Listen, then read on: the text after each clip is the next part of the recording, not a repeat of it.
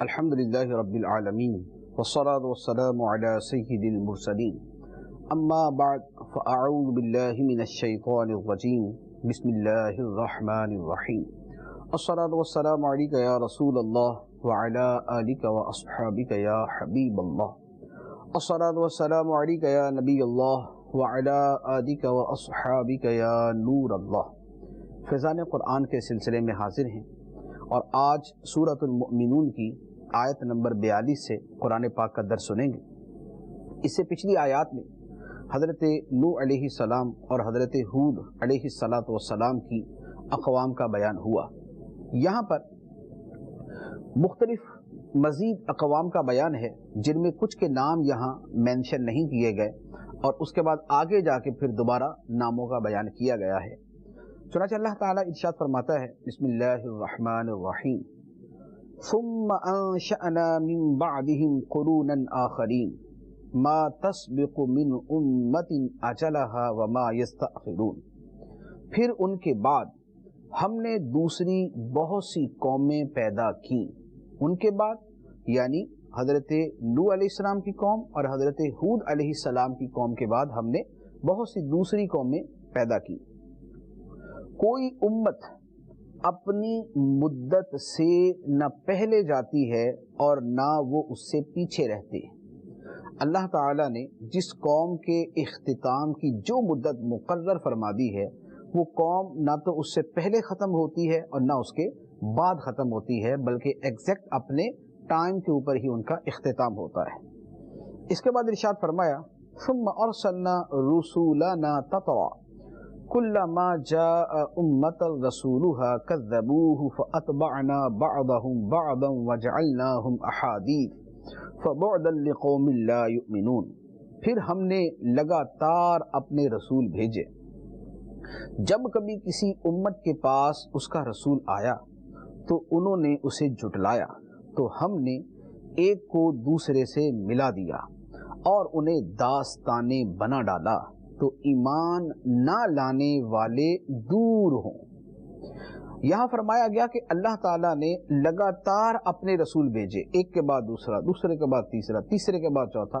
اللہ تعالیٰ نے تسلسل کے ساتھ اپنے رسولوں کو بھیجا، لیکن معاملہ یہی ہوتا رہا کہ اللہ کا رسول آتا اور قوم اسے جھٹلاتی، اور جب قوم جھٹلاتی اور اس پر ڈٹی رہتی اور ایک عرصہ گزر جاتا تو اللہ تعالیٰ اس قوم کو ہلاک کر کے پہلی قوم کے ساتھ ملا دیتا۔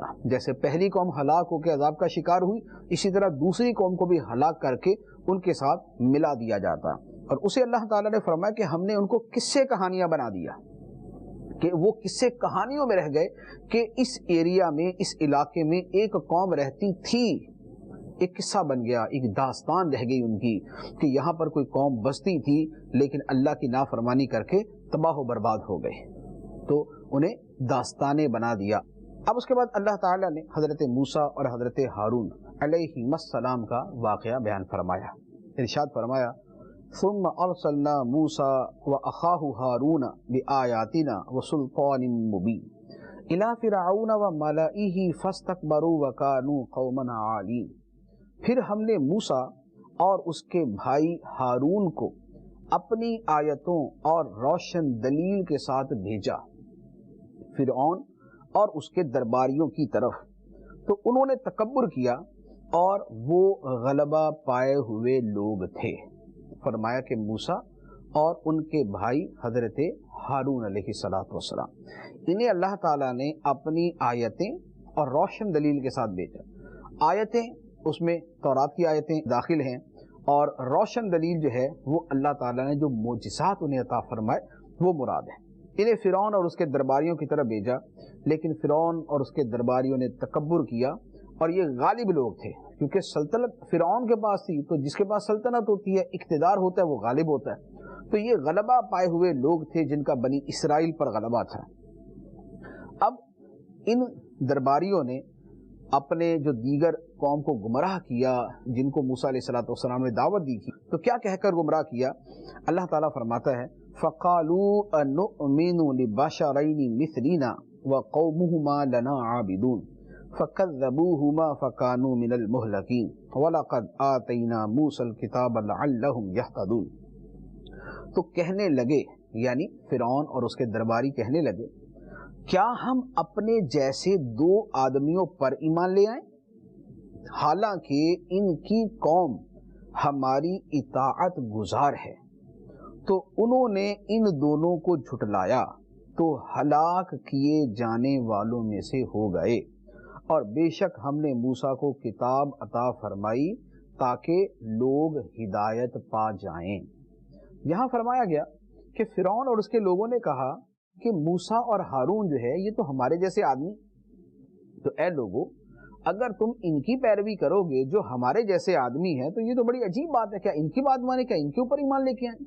حالانکہ موسیٰ و ہارون کی جو قوم ہے یعنی بنی اسرائیل، یہ تو ہمارے غلام ہیں، یہ تو ہمارے ماتحت ہیں، یہ تو ہمارے نیچے دبے ہوئے ہمارے اطاعت گزار ہیں۔ تو جو قوم ہماری غلام ہے، جو ہماری ماتحت ہے، ہم اسی کے 2 آدمیوں کو اپنا مطاع بنا لیں، اپنا پیشوا بنا لیں، یہ کیسے ہو سکتا ہے؟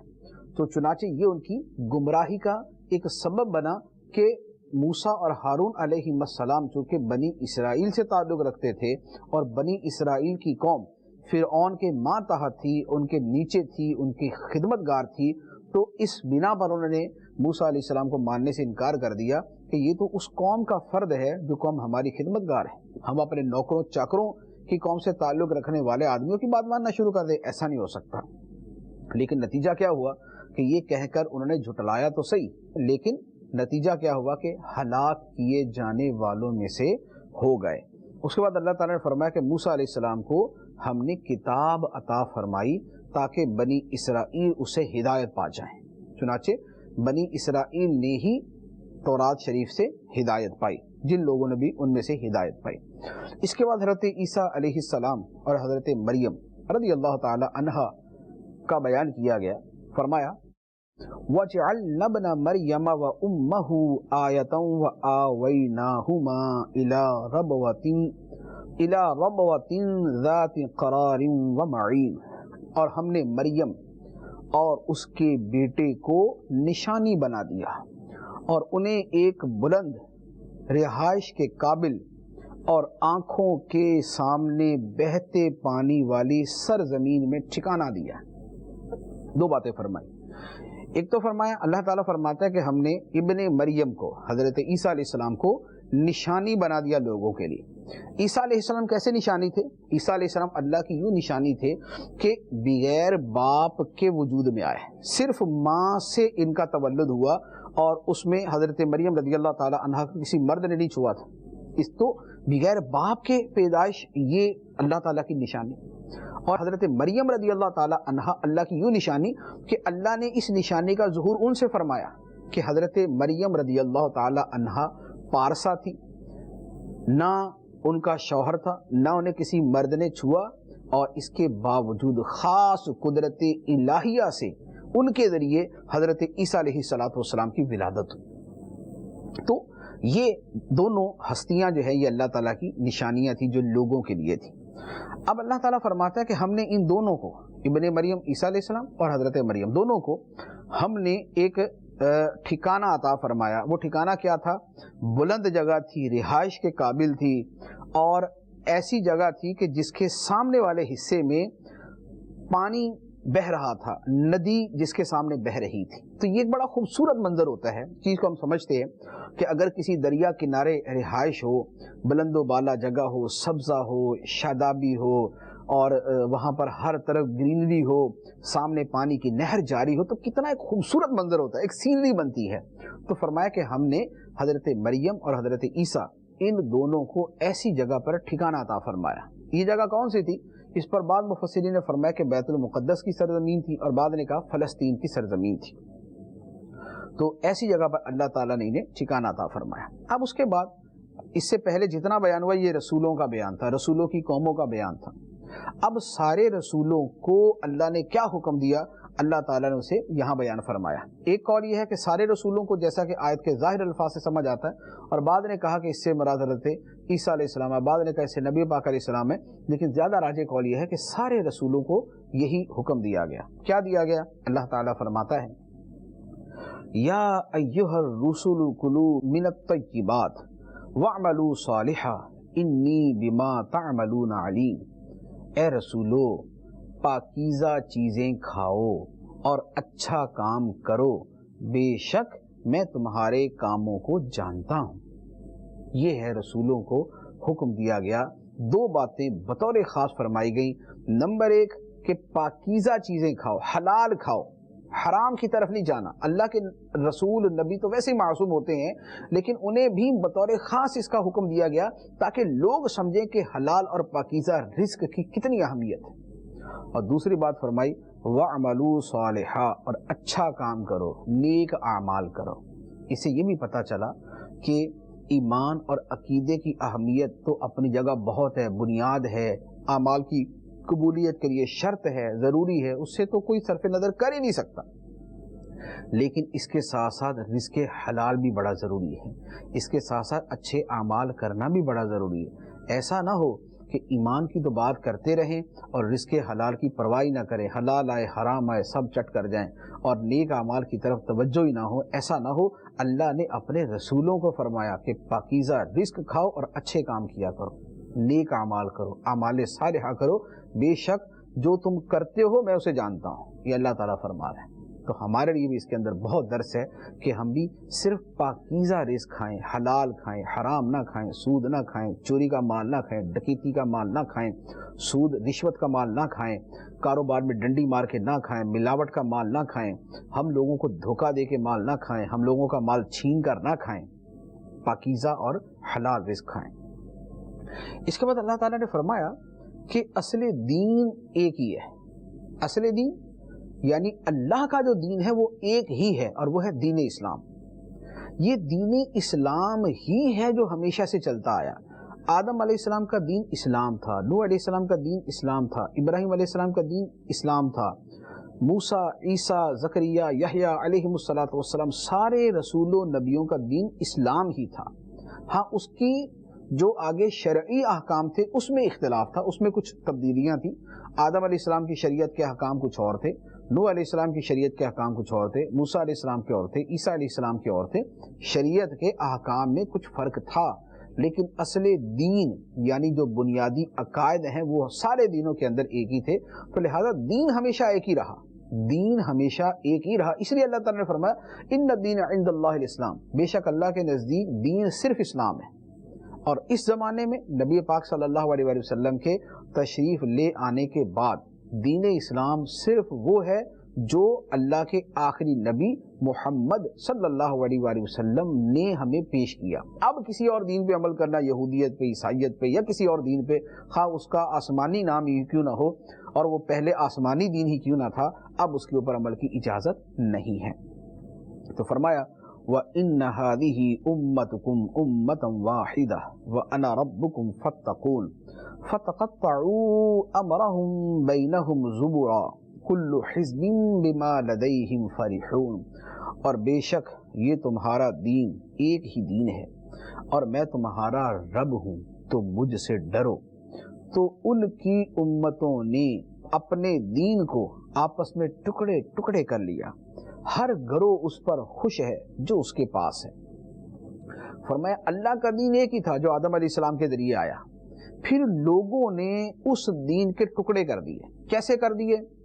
عیسائیوں نے اپنے عقیدے ڈالے، انہوں نے علیحدہ کر دیا، یہودیوں نے اپنے عقیدے اس میں شامل کیے، اسے بھی علیحدہ کر دیا، دوسرے ادیان والوں نے اپنے عقیدے اس میں مکس کیے، اس کو بھی علیحدہ کر دیا۔ تو اللہ کا دین ایک تھا، سارے دینوں کے اندر جو حقیقی دین اسلام تھا سارے نبیوں کا، اس میں یہی تھا اللہ ایک ہے، اللہ بے نیاز ہے، نہ وہ کسی کا باپ ہے، نہ وہ کسی کی اولاد ہے، وہ ساری قدرتوں والا ہے، وہ شانوں والا ہے، سارے دینوں کے اندر یہی تھا۔ لیکن پھر کسی نے اس کو کچھ کر دیا، کسی نے کچھ کر دیا، کسی نے کچھ کر دیا، اور ہر ایک نے اپنے اپنے چیزیں اس کے اندر شامل کر لی۔ تو فرمایا کہ اب ہر گروہ اپنے اس دین کے اوپر خوش ہے۔ یہودی اپنے دین پہ خوش ہیں کہ جو ہمارا دین ہے وہی سچا ہے، عیسائی اپنے دین پہ خوش ہیں جو ہمارا دین ہے وہ سچا ہے، اور دینوں کو ماننے والے وہ اپنے دین پہ خوش ہیں کہ جو ہمارا دین ہے وہ سچا ہے۔ حالانکہ سچا دین اب صرف وہ ہے جو اللہ نے اپنے آخری نبی صلی اللہ علیہ وآلہ وسلم کے ذریعے بھیج کر اسے فائنل کر دیا، جس کے اوپر اینڈ کر دیا، اختتام کر دیا۔ اب اس تشریح و تعبیر اور اس کی تفسیر کے علاوہ کوئی بھی اور قسم کی چیز ہوگی وہ اللہ کی بارگاہ میں قابل قبول نہیں ہوگی۔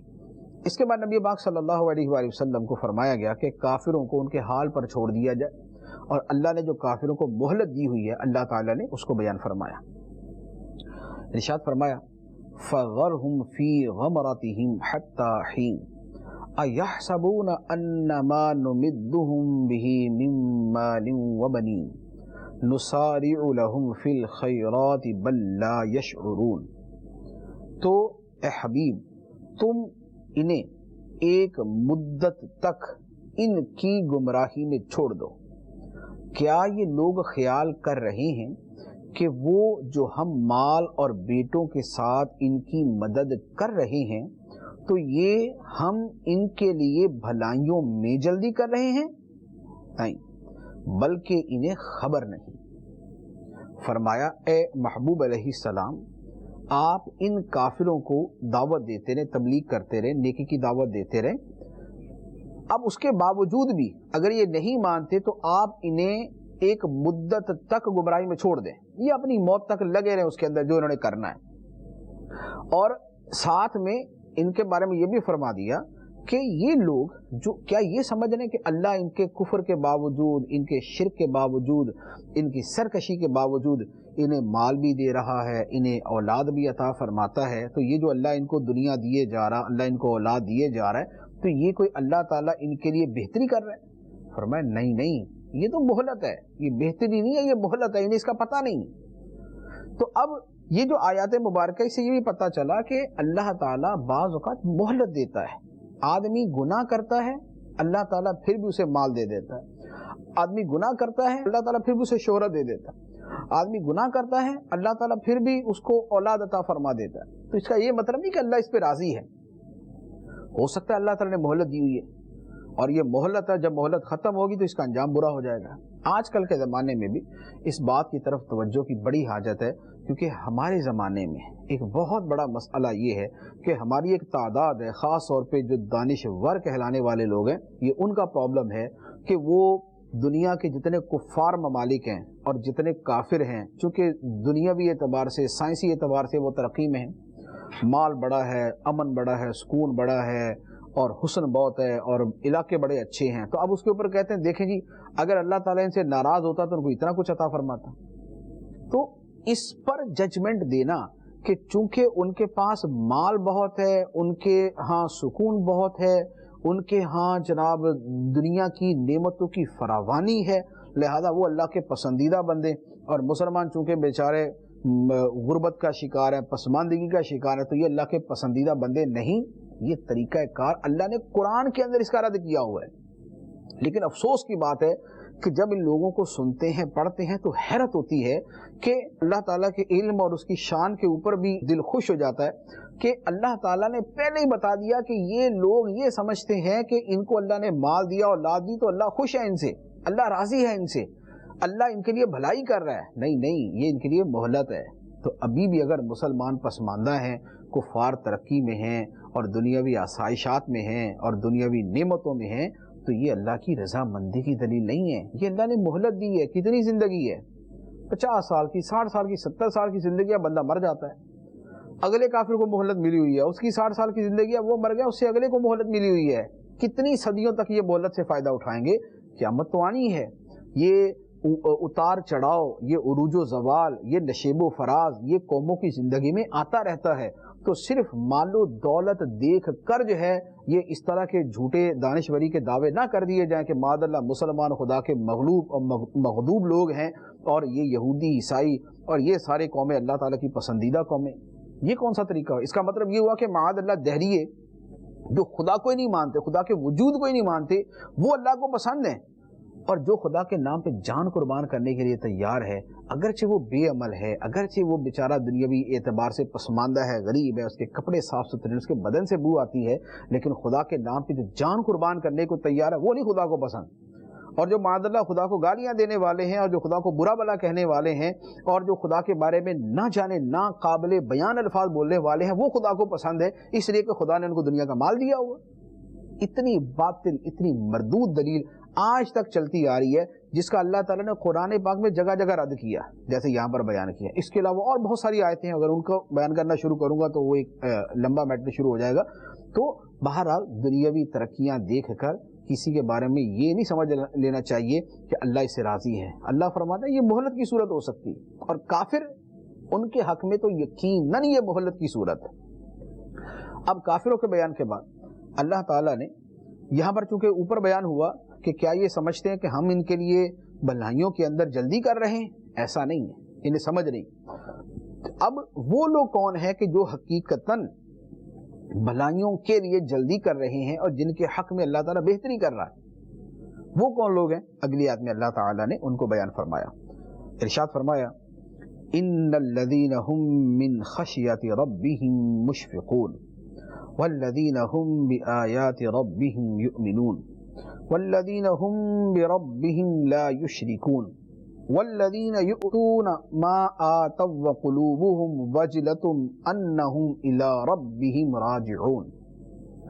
بے شک وہ جو اپنے رب کے ڈر سے خوف زدہ ہیں اور وہ جو اپنے رب کی آیتوں پر ایمان لاتے ہیں اور وہ جو اپنے رب کے ساتھ کسی کو شریک نہیں کرتے اور وہ جنہوں نے جو کچھ دیا وہ اس حال میں دیتے ہیں کہ ان کے دل اس بات سے ڈر رہے ہیں کہ وہ اپنے رب کی طرف لوٹنے والے ہیں.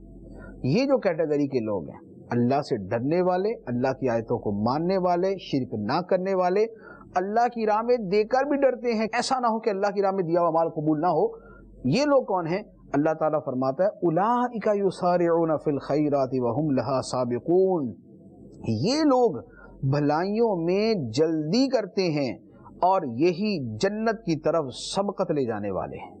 فرمایا یہ ہیں لوگ جو اللہ کے پسندیدہ بندے ہیں، جنہیں اللہ پسند کرتا ہے، جن کے ساتھ اللہ بھلائی فرما رہا ہے، جن کے حق میں خیر کا ارادہ ہے. کون؟ جو اللہ سے ڈرنے والا، اللہ کی آیتوں کو ماننے والا، شرک سے بچنے والا، اللہ کی راہ میں مال بھی دیتا ہے، نیکی کر کے بھی اللہ سے ڈرتا ہے، نیکی کر کے بھی اللہ سے ڈرتا ہے. فرمایا یہ وہ لوگ ہیں جو نیکیوں کے اندر جلدی کرنے والے ہیں اور جو بھلائیوں کی طرف سبقت لے جانے والے ہیں، جو جنت کی طرف سبقت لے جانے والے ہیں. تو ان کے مقابلے میں یہ لوگ ہیں. اب یہاں پر دو باتیں عرض کروں گا. پہلی بات تو یہ ہے کہ ہم تھوڑا سا یہ غور کریں کہ کیا ہمارے اندر یہ صفات ہیں. اس میں کچھ تو الحمدللہ ہے. نمبر ایک، ہم شرک نہیں کرتے. نمبر دو، اللہ کی آیتوں پر ایمان رکھتے ہیں. یہ دونوں باتیں تو یقیناً ہمارے اندر موجود ہیں، ہر مسلمان کے اندر یہ چیز موجود ہے. تیسری بات کہ اللہ سے ڈرتے ہیں. یہ ڈرنا جو بنیاد ہے ڈرنے کی وہ تو الحمدللہ مسلمان میں موجود ہے کہ اللہ کا ڈر نہیں ہے تو وہ مسلمان ہی نہیں ہے. جو بیس ہی اگر نہیں ہے، اعتقادی ڈر بھی اس کے اندر نہیں ہے تو پھر وہ مسلمان نہیں. لیکن ڈر کے درجات ہیں، ڈر کا اعلیٰ درجہ، اس سے اعلیٰ درجہ، اس سے اعلیٰ درجہ. اس کے اندر بہرحال ہم کمزور واقع ہوئے ہیں اور اس کے اندر ہماری طرف سے کوتاہی، سستی اور غفلت بہت زیادہ ہے. یہ وصف ہمارے اندر اعلیٰ وجہ الکمال، بہت اعلیٰ انداز کے اندر ہونا چاہیے. جو دوسری بات میں نے عرض کرنی ہے وہ یہ ہے کہ یہ اللہ کے نیک بندوں کا حال ہے. اللہ کی راہ میں مال خرچ کیا، اب اس کے بعد یہ نہیں ہے کہ تعلیاں کرتے پھر رہے اور شور مچاتے پھر رہے اور ہر ایک کو بتاتے پھر رہے کہ دیکھا میں اللہ کی راہ میں کتنا مال دیتا ہوں، کتنی میں نے مسجدیں بنا دی، مدرسے بنا دیے، ماہانہ میں مدرسے کو اتنی رقم دیتا ہوں، مسجد کو اتنی رقم دیتا ہوں، میں مسجد کا صدر، میں جناب جنرل سیکرٹری، میں مسجد کا خزانچی اور میں مسجد کو اتنا پیسہ دیتا ہوں، یہ مسجد تو میرے پیسوں سے چلتی ہے، مولوی صاحب کی تنخواہ تو میرے گھر سے جاتی ہے. نہیں، یہ نہیں کرتے. اللہ کی راہ میں خرچ کر کے بھی ڈرتے ہیں. راہ میں خرچ کر کے فخر نہیں کرتے، ڈرتے ہیں. کس بات سے؟ کہ اللہ کی بارگاہ میں جانا ہے، پتہ نہیں ہمارا دیا ہوا قبول ہوا یا نہیں ہوا. یہ کافر کا حال ہے کہ گناہ بھی کرتا ہے پھر بھی جری ہے، بے باک ہے، نڈر ہے، بے خوف ہے. اور مومن کامل وہ ہے نیکیاں کرتا ہے تب بھی ڈرتا، نمازیں پڑھتا ہے پھر بھی ڈر ہے، روزے رکھتا ہے پھر بھی ڈر ہے، نفلی روزے رکھتا ہے پھر بھی ڈر ہے، قرآن پڑھتا ہے پھر بھی روتا ہے، ذکر اللہ کرتا ہے پھر بھی روتا ہے، درود پڑھتا ہے پھر بھی ڈرتا، اللہ کی راہ میں مال دیتا ہے پھر بھی ڈرتا ہے کہ یا اللہ میں تیری شان کے لائق تیری بندگی کر ہی نہیں سکتا، جو ٹوٹا پھوٹا یا اللہ تیری بارگاہ میں نے اپنے اعمال پیش کیے انہیں قبول کر لینا. یہ ہے مومن کی شان اور یہ ہمارے اندر ہونی چاہیے. ہم خدا کو ماننے والے، اس کی آیتوں پہ ایمان لانے والے، شرک سے بچنے والے، ہمارے اندر یہ وصف ہونا چاہیے. اس کے بعد اللہ تعالیٰ نے فرمایا کہ اللہ بندے کو اتنا حکم ہی نہیں دیتا جتنا بندہ کر ہی نہ سکے. بندے کی طاقت سے بڑھ کے اللہ اسے حکم نہیں دیتا. فرمایا وَلَا نُكَلِّفُ نَفْسًا إِلَّا وُسْعَهَا وَلَدَيْنَا كِتَابٌ يَنطِقُ بِالْحَقِّ وَهُمْ لَا يُظْلَمُونَ. اور ہم کسی جان پر اس کی طاقت سے زیادہ بوجھ نہیں رکھتے، اور ہمارے پاس ایک کتاب ہے جو حق بیان کرتی ہے اور ان پر ظلم نہ ہوگا. بندے کی طاقت سے زیادہ بوجھ نہیں رکھتے. ایسا نہیں ہے کہ بندہ سارے دن میں نمازیں تو پڑھ سکتا ہے 25-30 اور اللہ تعالیٰ نے 500 فرض کر دی اس کے اوپر. ایسا نہیں. 5 فرض کیے ہیں آسانی سے پڑھ سکتا ہے. ایسا نہیں ہے کہ اس کے جناب اس کو جو ہے وہ 400 گھنٹوں کا روزہ رکھنے کا فرما دیا کہ پورا ہفتہ ہی کھانا نہیں کھانا. نہیں، صبح سحری کرتا ہے، شام کو افطاری کر لیتا ہے. اور اگر کسی جگہ اتنا لمبا دن ہے کہ آدمی روزہ نہ رکھ سکے تو اسے فرمایا کہ ٹھیک ہے اس کی جگہ وہ فدیہ ادا کر دے. اگر دوسرے دن آتے ہیں جس میں رکھ سکتا ہے تو روزے رکھ لے، ورنہ فدیہ ادا کر. تو یہ اللہ تعالیٰ کی شان ہے کہ اللہ تعالیٰ بندے کی طاقت سے زیادہ اسے حکم نہیں دیتا. اور فرمایا ہمارے پاس ایک کتاب ہے لوح محفوظ جو حق بیان کرتی ہے، اور اس میں بھی یہ لکھا ہوا ہے. اور ویسے بھی اللہ کی شان ہے کہ جو عمل کرنے والا ہے اللہ اس پہ ظلم نہیں کرے گا. عمل کرنے والوں کو صلہ عطا فرمائے گا، بدلہ عطا فرمائے گا، جزا عطا فرمائے گا. اب اس کے بعد کافروں کے دلوں کی جو حالت ہے وہ، اور کافروں کی جو اللہ تعالیٰ نے گرفت فرمائی اس کا بیان ہے. فرمایا بل قلوبہم فی غمرۃ من ھذا ولہم اعمال من دون ذلک ہم لہا عاملون. بلکہ کافروں کے دل اس قرآن کی طرف سے غفلت میں ہیں، اور ان کافروں کے کام ان کاموں کے علاوہ ہیں جنہیں یہ کر رہے ہیں. کافروں کے دل غفلت میں ہیں قرآن کی طرف سے، نمبر 1. نمبر 2، کافروں کے کام ان کاموں کے علاوہ. اس کے 2 مطلب بیان کیے جملے کے. نمبر 1 تو یہ کہ کافروں کے کام مسلمانوں کے کاموں سے ہٹ کر ہیں.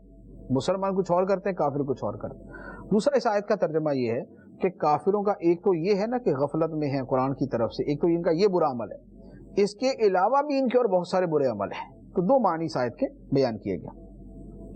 اب اس کے بعد فرمایا یہاں تک کہ جب ہم نے ان کے خوشحال لوگوں کو عذاب میں پکڑا تو جبھی وہ فریاد کرنے لگے. ان سے کہا گیا آج فریاد نہ کرو، بے شک ہماری طرف سے تمہاری مدد نہیں کی جائے گی. بے شک میری آیات کی تمہارے سامنے تلاوت کی جاتی تھی تو تم اپنی ایڑیوں کے بل الٹتے پلٹتے تھے. حال یہ تھا کہ خانہ کعبہ کی خدمت پہ ڈینگے مارتے تھے، الٹی سیدھی باتیں ہانکتے ہوئے رات کو وہاں بیہودہ باتیں کرتے تھے.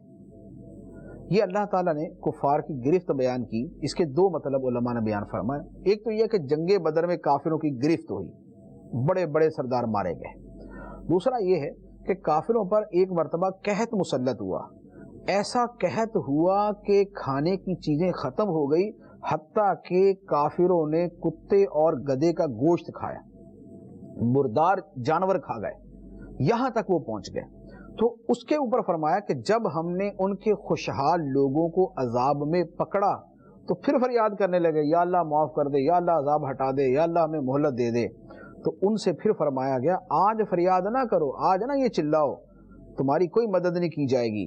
تمہارے سامنے جب ہماری آیتیں تلاوت کی جاتی تھی تو تم ایڑیوں کے بل پلٹ جاتے تھے. اور تمہیں فخر کس بات پہ تھا؟ اتنا اللہ کی آیتیں نازل ہوتی تھی، ایمان کی دعوت دی جاتی تھی، تم قبول نہیں کرتے تھے. کس بات پہ فخر کرتے ہوئے؟ ہم تو خانہ کعبہ کی خدمت کرنے والے ہیں. تو حرم کی خدمت کرنے پر ڈینگے مارتے تھے، لیکن وہیں حرم شریف کے اندر ہی بیٹھ کے نبی کے خلاف باتیں کرتے تھے، قرآن کے خلاف باتیں کرتے تھے، اور اس کے اوپر الٹی سیدھی ہانکتے ہوئے راتیں گزارتے تھے. اب عذاب سے پناہ نہ مانگو، اب عذاب تم سے ٹلنے والا نہیں ہے. تو اس سے یہ بھی پتا چلا کہ خانہ کعبہ کی خدمت کے اوپر ڈینگے مارنا یہ اللہ کو پسند نہیں. اللہ کو صحیح ایمان چاہیے، جو اللہ کو مطلوب ہے. چاہیے سے مراد کہ جو اللہ کو مطلوب ہے وہ صحیح ایمان ہے، عقیدہ صحیح ہو، ایمان صحیح ہو، تب ساری چیزیں قبول ہیں، ورنہ کوئی چیز قبول نہیں. اس کے بعد اللہ تعالیٰ نے کافروں کی سرزنش کی، ڈانٹا کہ جب وقت تھا تو اس وقت غور کیوں نہیں کیا، جب مہلت تھی تب غور کیوں نہیں کیا، تب کیوں نہیں تسلیم کیا، تب کیوں نہیں سمجھا کہ یہ نبی اللہ کے نبی ہیں اور یہ کتاب اللہ کی کتاب ہے. تو اس کے اوپر فرمایا افلم یدبروا القول ام جاءہم ما لم یأت آباءہم الاولین. کیا انہوں نے قرآن میں غور و فکر نہیں کیا؟ یا کیا ان کے پاس وہ چیز آئی ہے جو ان کے باپ دادا کے پاس نہ آئی تھی؟ یا کیا انہوں نے اپنے رسول کو پہچانا نہیں تو وہ اس نبی کا انکار کر رہے ہیں، یا وہ کہتے ہیں اس نبی پر جنون طاری ہے، بلکہ وہ نبی تو ان کے پاس حق کے ساتھ تشریف لائے، اور ان کافروں میں اکثر حق کو ناپسند کرنے والے ہیں۔ یہ جو باتیں فرمائی گئیں وہ کیا فرمایا کہ اب یہ شور مچا رہے، اب یہ رو دھو رہے ہیں، تو انہوں نے کیا قرآن پر پہلے غور و فکر نہیں کیا؟ یا ان کے پاس رسول کا آنا کوئی انوکھا کام تھا کہ ان کے باپ دادا کے پاس کوئی رسول نہیں آیا؟ انہیں یہ سمجھایا گیا کہ محمد صلی اللہ علیہ وآلہ وسلم اللہ کے نبی بن کے آئے، تم نے بغیر سوچے سمجھے ان کا انکار کر دیا کہ جی ہم نہیں مانتے۔ یہ کیا بات ہوئی؟ کیا نبی کا آنا کوئی نئی بات تھی کہ تم نے اس کا انکار کیا؟ تم خود حضرت ابراہیم علیہ السلام کو مانتے ہو، حضرت اسماعیل علیہ السلام کو مانتے ہو، تو وہ تو تمہارے باپ دادا کے پاس رسول بن کے آئے تھے۔ اسی طرح موسیٰ علیہ السلام کا تمہیں پتا، عیسیٰ علیہ السلام کا پتا، دیگر اور بہت سارے رسولوں کا نام تم جانتے ہو، تو تمہیں یہ پتا ہے کہ اللہ کی سنت ہے، اللہ کا طریقہ ہے کہ اللہ اپنے رسول بھیجتا ہے۔ تو اگر تمہارے پاس یہ نبی تشریف لائے تھے تو تم غور و فکر تو کرتے کہ ہم سے پہلے ہمارے آباء و اجداد کے پاس اور ہمارے ادھر ادھر دوسرے علاقوں میں اللہ کے نبی رسول آئے ہیں، تو ہو سکتا ہے یہ واقعی اللہ کے رسول ہوں جو ہمارے پاس آئے ہوئے۔ لیکن تم نے تو اتنا بھی سوچنا گوارا نہیں کیا، اس پر غور کرنے کا بھی ارادہ نہیں کیا، تم نے ڈائریکٹ انکار کر دیا کہ نہیں، تم ہمارے باپ دادا کے خداؤں کو جھٹلاتے ہو لہذا ہم نہیں مانتے۔ تو یہ تمہارا جرم در جرم ہے کہ ایک وہ شے تمہارے پاس آئی جو تمہارے باپ دادا کے پاس آ چکی تھی، جس کا طریقہ تمہیں پتا تھا کہ رسول آتے ہیں، لیکن پھر بھی تم نے ماننے سے انکار کر دیا۔ اور فرمایا کہ انہوں نے رسول کو پہچانا ہی نہیں، بلکہ اپنی ہٹ درمی کی وجہ سے رسول کے منکر تھے۔ فَهُمْ لَهُ مُنْكِرُونَ، تو یہ رسول کے منکر تھے۔ تو اسی طرح کی چیزوں کے حوالے سے اعلیٰ نے فرمایا کہ آج لے ان کی پناہ، آج مدد مانگ ان سے، پھر نہ مانیں گے قیامت میں اگر مان گیا۔ دنیا کے اندر ماننا ہے اللہ کے رسول کو، دنیا میں اگر منکر رہے تو قیامت کا ماننا کوئی کام نہیں آئے گا۔ پھر ایک کافر کہتے تھے کہ معاذ اللہ اس نبی پہ جنون ہے، تو اللہ تعالیٰ نے فرما دیا کہ نہیں نہیں، ان پہ جنون کی بات کرتے ہو، ان کا کردار دیکھو، ان کا اخلاق دیکھو، ان کی گفتگو دیکھو، ان کے روز و شب دیکھو۔ جس پر جنون ہوتا ہے اس کی تو حرکتیں کچھ اور ہوتی ہیں، اور یہ نبی ایسا جس کی گفتگو پیاری، جس کے اقوال پیارے، جس کے افعال پیارے، جس کے اخلاق پیارے، جس کا کردار پیارا، جس کا اٹھنا بیٹھنا خوبصورت، جس کی ہر بات عقل سلیم پہ پوری اترنے والی ہے، اس کے بارے میں کیسے کہہ سکتے ہو کہ معاذ اللہ ان کو جنون تھا؟ بات صرف یہ ہے کہ کافرو، تمہیں حق ناپسند ہے، سچی بات ہی ناپسند ہے، تم سچی بات کو بس ناپسند کر کے بیٹھ گئے، اس کے علاوہ تمہارا اور کوئی مسئلہ نہیں تھا۔ اب اس کے بعد فرمایا کہ کفار چاہتے ہیں کہ قرآن ان کے پیچھے چلے، کہ قرآن میں کچھ ایسا آ جائے جیسے ہم چاہتے ہیں، قرآن کے اندر بھی ایسا ہی آنا شروع ہو جائے۔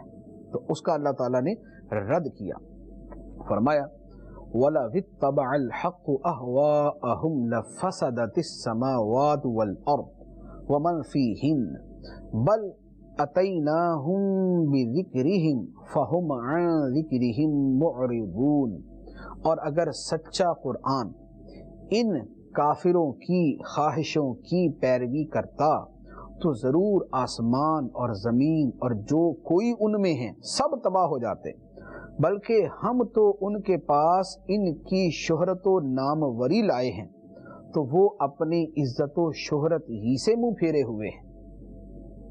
کیا مطلب؟ فرمایا کفار یہ کہتے تھے کہ قرآن کے اندر کچھ ہمارے بتوں کی حمایت کے اندر بھی دو چار آیتیں آ جانی چاہیے نا، تو اس پر فرمایا گیا کہ قرآن اگر ان کی خواہشوں کے پیچھے چلے تو نظام کائنات تباہ ہو جائے۔ کیسے؟ کہ قرآن وہی بیان کرے گا جو سچ ہے، اور اگر سچ یہ ہو کہ اللہ کے علاوہ اور بھی کوئی معبود ہیں تو دنیا ہی تباہ ہو جائے۔ کہ اگر یہ سچ ہو معاذ اللہ کہ خدا کے علاوہ کوئی اور بھی خدا ہے، تو وہ دونوں خدا ہی آپس میں لڑ پڑیں گے، ایک کہے گا ایسا ہو جائے، دوسرا کہے گا ایسا ہو جائے، ایک کہے گا یہ بندہ مر جائے، دوسرا کہے گا زندہ رہے، ایک کہے گا یہ کھڑا ہو جائے، دوسرا کہے گا بیٹھ جائے، تو تضاد آپس کے اندر آئے گا تو نظام کائنات ہی تباہ ہو جائے گا۔ تو فرمایا کہ قرآن اگر ان کی خواہشوں کے پیچھے چلے تو آسمان و زمین اور جو کچھ ان کے درمیان ہے سب برباد ہو جائے، سب تباہ ہو جائے، لہذا ایسا نہیں ہو سکتا، اس لیے کہ حق صرف ایک ہے، بقیہ سب جو ہے وہ باطل ہے، یعنی کفار کا شرک، کفر اور ان کی خواہشات باطل ہے۔ اب اس کے بعد اگلی بات ہے، اس کے دو ترجمے کیے گئے۔ اللہ تعالیٰ نے فرمایا کہ ہم ان کافروں کے پاس ان کا ذکر لے کے آئے۔ ذکر کے دو معنی ہیں، ایک معنی ہے ذکر کا نصیحت. اگر یہ معنی لیں تو ترجمہ بنے گا کہ ہم ان کافروں کے پاس ان کی نصیحت کی بات لے کے آئے، لیکن یہ اس نصیحت سے منہ پھیرے ہوئے ہیں. نصیحت کی بات لے کے آئے، یہ اس نصیحت سے منہ پھیرے ہوئے ہیں. اور ذکر کا ایک مطلب ہے عزت و شہرت، کہ قرآن اہل عرب کی زبان میں نازل ہوا. اگر یہ اسے مان لیتے ہیں تو پوری دنیا میں ان کا شہرہ ہوگا کہ دیکھو ان کے اوپر اللہ کا قرآن اترا اور انہوں نے اسے قبول کیا اور پھیلایا، تو ان کی شہرت ہوتی، ان کی ناموری ہوتی. اگر یہ مانا لیں تو پھر ترجمہ یہ بنے گا کہ ہم ان کافروں کے پاس ان کی شہرت اور ناموری کا ذریعہ یعنی قرآن لے کے آئے، لیکن یہ قرآن کو نہ مان کر اپنی عزت و شہرت ہی سے منہ پھیرے ہوئے کہ ان کو تو زیادہ چاہیے تھا اسے قبول کرتے، لیکن یہ اپنی عزت و شہرت کے سبب سے ہی منہ پھیرے ہوئے ہیں. اس کے بعد کافروں کو نبی پاک علیہ السلام کے اخلاص کے بارے میں بیان کیا کہ تم اس نبی، اس نبوت کا دعویٰ کرنے والے کے اخلاص کی طرف تو دیکھو. وہ کیا فرمایا؟ ام تسألہم خرجا فخراج ربک خیر وہو خیر الرازقین وَإِنَّكَ لَتَدْعُوهُمْ إِلَى صِرَاطٍ مُسْتَقِيمٍ. اے حبیب، کیا تم ان لوگوں سے کچھ اجرت مانگتے ہو؟ نہیں، تو تمہارے رب کا اجر سب سے بہتر ہے اور وہ سب سے بہتر روزی دینے والا ہے، اور بے شک تم انہیں سیدھی راہ کی طرف بلاتے ہو. کافروں کو یہ سمجھایا گیا کہ تمہیں اس نبی کے اوپر شک یوں ہو کہ یہ تم سے اگر کوئی مطالبہ کرتے ہوں کہ ٹھیک ہے بھائی اگر تم مجھے پیسے دیتے ہو تو میں اپنا دعویٰ چھوڑ دیتا ہوں ورنہ میں لگا رہوں گا، یا یہ ہو کہ تمہیں تبلیغ کرنے پر یہ تم سے کچھ اجرت وصول کرتے ہوں کہ میں تمہیں چونکہ تبلیغ کرتا ہوں لہذا مجھے اجرت دو. یہ نبی تو بغیر ایک پیسے کی لالچ کے، بغیر ایک معمولی سے سکے کا مطالبہ کیے، صرف اور صرف تمہاری اصلاح کے لیے تمہیں تبلیغ کر رہے ہیں.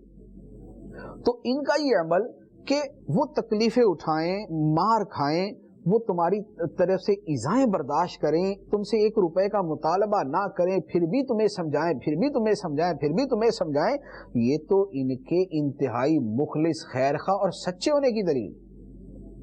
ورنہ کون جو ہے وہ دوسروں کو سمجھانے کی خاطر اتنی تکلیفیں اٹھاتا ہے؟ وہ صاحب بول دے گا بھائی سمجھنا سمجھو ورنہ مرو جا کے. لیکن نہیں، یہ تو تمہارے خیر خواہ ہیں، بار بار سمجھاتے ہیں، تمہارے تکلیف دینے کے باوجود تمہیں سمجھاتے ہیں، 1 روپیہ نہیں تم سے مانگتے. تو یہ ان کے کامل مخلص ہونے کی دلیل ہے. اور نبی پاک صلی اللہ تعالیٰ علیہ وآلہ وسلم کو فرمایا گیا کہ اے حبیب، کیا تم ان سے اجرت مانگتے ہو کہ جس کے ڈر سے ہی آپ کی بات نہیں مانتے؟ نہیں نہیں، ایسا نہیں ہے. تمہارے رب کا اجر سب سے بہتر ہے. آقا کریم صلی اللہ علیہ وآلہ وسلم کو اللہ تعالیٰ نے فرمایا کہ اے حبیب، تمہارے رب کا اجر سب سے بہتر ہے اور وہ سب سے بہتر روزی دینے والا ہے. اللہ نے اپنے محبوب علیہ السلام کو کیسا اجر عطا فرمایا ہم تو اس کا تصور نہیں کر سکتے. اللہ تعالیٰ فرماتا ہے وَإِنَّ لَكَ لَأَجْرًا غَيْرَ مَمْنُونَ. اے محبوب، تیرے لیے وہ اجر ہے جس نے کبھی ختم ہی نہیں ہونا، جس نے کبھی ختم نہیں ہونا. تیرے لیے اللہ کے پاس وہ اجر ہے. وَإِنَّ لَكَ لَأَجْرًا غَيْرَ مَمْنُونَ. تیرے لیے تو نہ ختم ہونے والا اجر ہے. پھر نبی پاک علیہ السلام کو فرمایا وَإِنَّكَ لَتَدْعُوهُمْ إِلَى صِرَاطٍ مُسْتَقِيمٍ. اور بے شک تم انہیں سیدھی راہ کی طرف بلاتے ہو. اللہ تبارک و تعالی اپنے محبوب کریم صلی اللہ تعالی علیہ وآلہ وسلم کے صدقے ہمیں قرآن کا فہم عطا فرمائے، اخلاص کی دولت عطا فرمائے اور صراط مستقیم پر استقامت عطا فرمائے. آمین بجاہ النبی الامین صلی اللہ علیہ وسلم.